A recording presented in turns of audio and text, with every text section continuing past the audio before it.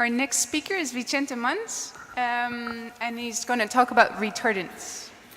Thanks very much. Good afternoon to everybody. Buena tarde, buenas tardes. I'm going to make my presentation in Castilian language because most of you here are from Spain, so I think it will be much better for all of us. Bueno, lo primero que vamos a hablar en mi presentación,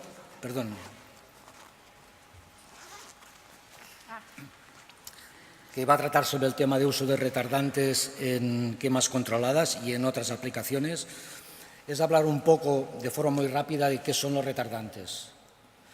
En primer lugar, sabéis la mayoría de aquí que un retardante es aquello que modifica la velocidad de combustión de los materiales vegetales. Los hay de largo plazo y de corto plazo, como son los espumógenos o los de color rojo que todos conocéis que lanzan los aviones. Son estos que vemos aquí. Básicamente, la diferencia más importante entre los dos, que también sabéis, es que el espumógeno, por ejemplo, como corto plazo, se limita a optimizar el calor de evaporación del agua a las 540 kilocalorías kilo, y esto es todo, mientras que el largo plazo, por esto se llama largo plazo, aunque se evapore el agua, el producto, los fosfatos que quedan depositados en la vegetación, modifican el comportamiento de la misma.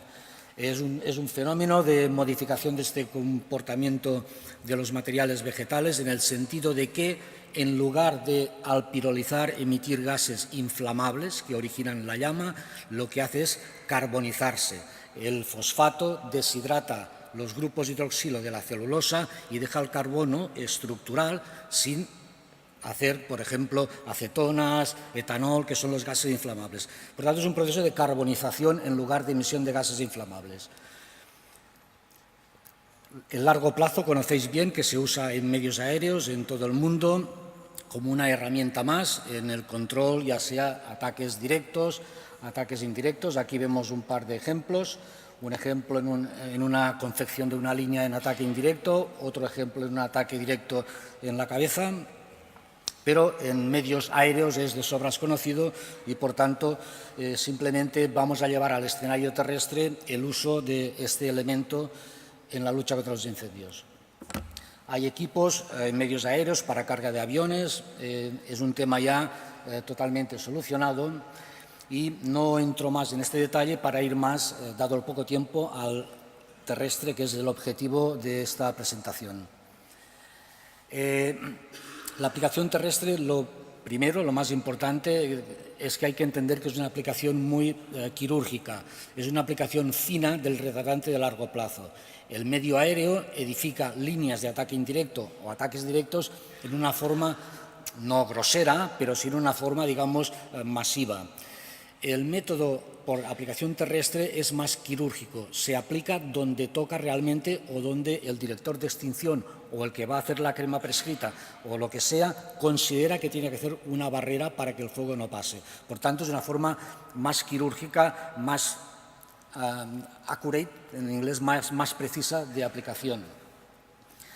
El tema con el retardante terrestre es que siempre ha habido un tema logístico, es decir, cómo incorporo un producto que se dosifica al 20%, una parte de producto, 4 partes de agua, una dosis alta, cómo incorporo este producto en una línea de agua, cómo hago la mezcla, cómo lo aplico, es decir, un sistema logístico. Este problema es un problema que se da desde mucho tiempo, porque hace mucho tiempo que se intenta utilizar el largo plazo en aplicaciones terrestres, pero este tema, digamos, logístico y de cómo hacer la mezcla ha llevado a frenar iniciativas y trabajos ya en serie como una herramienta más de trabajo.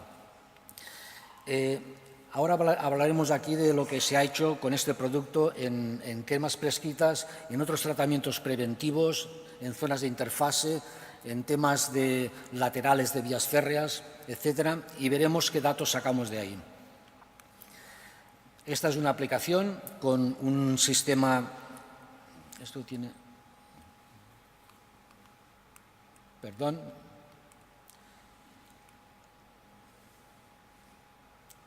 Bueno, no se ve el puntero bien. Este aparatito que veis aquí a la derecha de la autobomba es un dosificador que inyecta en línea el retardante concentrado.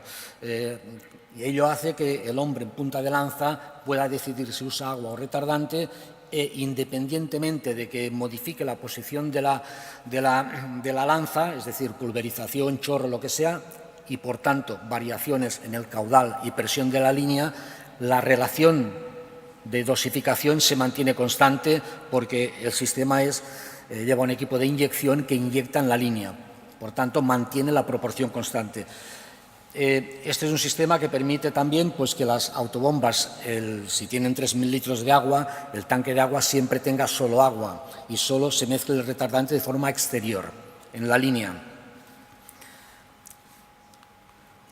Hay otros elementos, por ejemplo, estos dispositivos que están aquí en Cataluña se diseñaron también para que estas turbinas pudieran lanzar retardante, o bien estas boquillas que vemos en el suelo, está lanzando en este momento retardante, apoyando, digamos, una línea de defensa de una quema prescrita. Esto es en Galicia. Se hicieron más datos, se han hecho cremas prescritas en Cataluña utilizando sistemas parecidos de dosificación de retardante.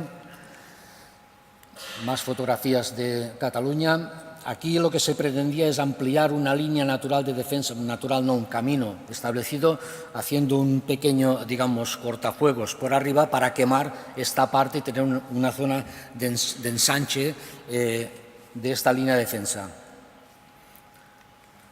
Esto, por ejemplo, en bosques de pino canario, pues con la pinocha, en quemas controladas también.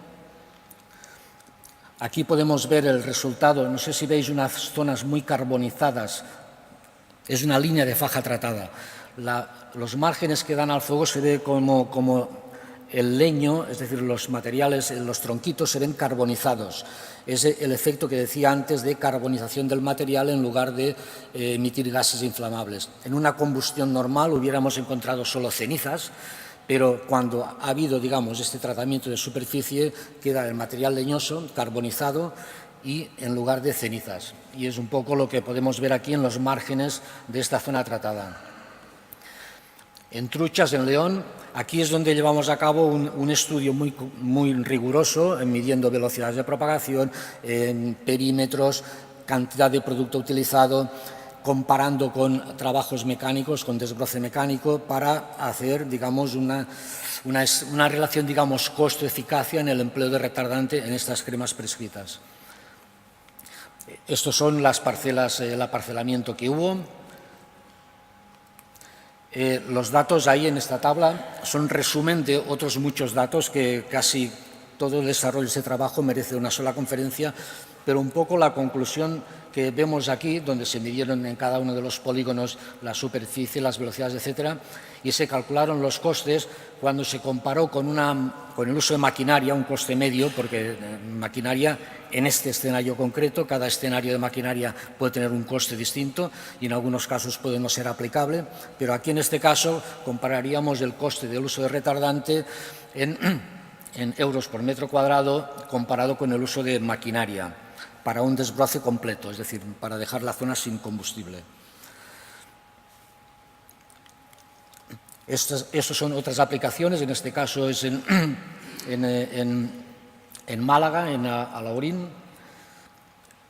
Esto es un tratamiento, digamos, preventivo en una zona de interfase, realizado, digamos, con los mismos medios. Teníamos el retardante por un lado y por otro el vehículo, y con ello pues, se hacía la franja perimetral de protección. De esta experimentación, de este trabajo, porque se hicieron casi más de 100 kilómetros de vía férrea tratando laterales. Como sabéis, las vías férreas son tanto un origen de incendio por los frenos de los trenes, las chispas que emiten los pedazos de carbono que saltan, o bien incluso para la propia vía férrea cuando el incendio viene de fuera, que les enciende los cables de fibra óptica a lo largo de la vía y les causa muchos daños económicos. Por tanto, en algunas zonas es de mutuo interés, tanto por lo que afecta a los incendios forestales como por el efecto de los incendios forestales sobre la infraestructura férrea, que esté protegido. Y para ello se utilizaron durante varias campañas unos trenes que iban dotados de unos pulverizadores laterales, lanzando el retardante, con unos depósitos con el retardante en el tren, y estos trenes circulaban a una velocidad mínima de 15 kilómetros por hora entre ventanas, porque había los trenes normales y ventanas para poder aplicar, por tanto, una cierta velocidad, lo cual obligaba a una dosis, digamos, más concentrada, en lugar de diluir 1:4, aquí fue 1:1, para que quedara el fósforo que tocaba en la superficie del vegetal para que su combustibilidad fuera la deseada, y se trataron 127 kilómetros de vía. Esto nos permitió responder a una gran pregunta que se hacía siempre, es decir, ¿cuánto va a durar el retardante en un tratamiento preventivo? Si tengo una carretera o tengo un basurero que quiero proteger durante la campaña de incendios y hago la aplicación, ¿qué tiempo me va a durar o qué condiciones van a ser las cuales me va a dejar de ser eficaz? Entonces, aprovechamos este escenario práctico porque, conociendo exactamente dónde se había aplicado las dosis y teniendo estaciones meteorológicas cercanas, lo que hicimos fue analizar este material vegetal que había recibido el tratamiento con retardante cada 2 semanas, tomando datos de la concentración de fósforo que aún había. Y con ello vimos el descenso a lo largo del tiempo de esta concentración de fósforo en este vegetal, hasta que llega a un punto que por debajo de él el fósforo que lleva ya no es eficaz para la función que se espera de modificar esta combustibilidad. Y ello nos permitió ver que en unos casos fueron 1 mes, 2 meses, dependiendo de la estación, dependiendo de la zona, y al relacionarlo con la estación meteorológica cercana sacamos un valor medio de pluviometría necesaria para que dejara de ser eficaz, para llegar a estos mínimos necesarios, y que resultó ser de aproximadamente 20 litros por metro cuadrado. Es una cifra que coincide en otros valores de laboratorio, pero esto fue un tema práctico real hecho en escenarios de aplicación real. Y con ello, un poco para concluir, simplemente recordar que el tema de retardante es un elemento más en el control de incendios. Es un elemento muy quirúrgico que permite aplicar en sitios donde se desee y de forma muy controlada, y que puede colaborar a la seguridad del operativo y a otros muchos más factores que no me puedo extender más porque realmente nuestro tiempo es limitado. Muchas gracias.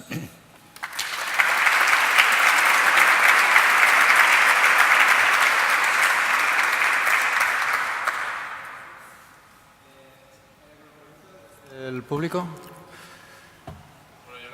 Espera, a ver si el micrófono para los traductores.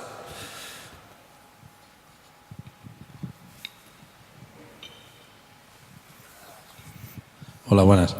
Quería hacerle una pregunta. Decía usted que este tipo de sales actuaba sobre los grupos hidroxilo, creo que no sé si he entendido mal. ¿Eso puede causar algún tipo de daño al medio? Perdona, ¿puedes repetir? Sí, que si se produce algún tipo de causa nociva para la salud o el medio ambiente. Bueno, los de los grupos hidroxilos, que la celulosa, la composición química de los materiales vegetales, básicamente celulósicos, son estructuras de carbono con grupos OH, que se llaman hidroxilos. Y es esta deshidratación la que carboniza, los quita, cada OH coge un H y hace un H2O, agua, deshidrata y carboniza. Entiendo que preguntas algo sobre el impacto ambiental. Entonces, el impacto ambiental, básicamente, esta aportación de fósforo se basa en un fertilizante líquido que es el 1034-0. Los que estéis familiarizados con la terminología fertilizante, el 10 es contenido en nitrógeno, el 34 sería el contenido en fósforo, expresado como anhídrido fosfórico, y el 0 sería potasio, expresado como óxido de potasio, que no lleva. Entonces, es un fertilizante fósforo-nitrógeno, al cual se le pone un colorante, unos inhibidores de corrosión para que con los metales no sea corrosivo, y algunos un viscosante para que se adhiera más a la vegetación, etc. Y aparte de eso no lleva más. Pero complementariamente, aparte del concepto que es un fertilizante, sí se hacen ensayos de toxicidad animal y con los mammalians, con las especies vivas, y con impacto, digamos, en sistemas acuáticos. Hay unas normas OECD que definen lo que hay que hacer, y estos retardantes son no tóxicos para la fauna animal, y en medios acuáticos tampoco son tóxicos. Sin embargo, hay una recomendación, tanto en Estados Unidos, aquí en España también hay alguna comunidad, de que sobre todo en medios aéreos o cuando haya, digamos, lechos fluviales con agua, se procure evitar la descarga, lo que sea, en estas zonas. Sin embargo, a menos que no esté en amenaza vidas o bienes. Cuando está en amenaza vidas o bienes y hay que hacer una barrera para que no pase el fuego, se hace. Bien, muchas gracias. No sé si hay alguna otra pregunta. De acuerdo, pues muchas gracias. Pasamos a la siguiente ponencia.